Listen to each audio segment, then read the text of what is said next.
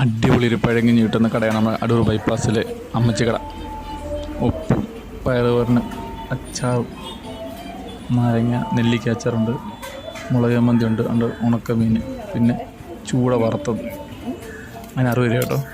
പഴങ്കഞ്ഞിയുണ്ടോ, തൈരും മോരും മീൻചാറും ചീനിയും കാന്താരിയും പപ്പടം. ഒരു കോമ്പിനേഷൻ അറിയാം. അങ്ങോട്ട് കുഴച്ച് അങ്ങോട്ട് കഴിക്കാൻ. ഒറിജിനൽ നമ്മുടെ പഴങ്കഞ്ഞിക്കട ഇവിടെ അല്ല കേട്ടോ, നമ്മുടെ ചടയമംഗലത്താണ്. അത് ജനാർദ്ദന ഹോട്ടൽ എന്ന് പറയും, വർഷങ്ങൾക്ക് മുമ്പേ ഉള്ള. പക്ഷേ അവിടുത്തെ ടേസ്റ്റ് കേരളത്തിലെ ഒരു ഹോട്ടലിൽ ഇതുവരെ കിട്ടിയിട്ടില്ല.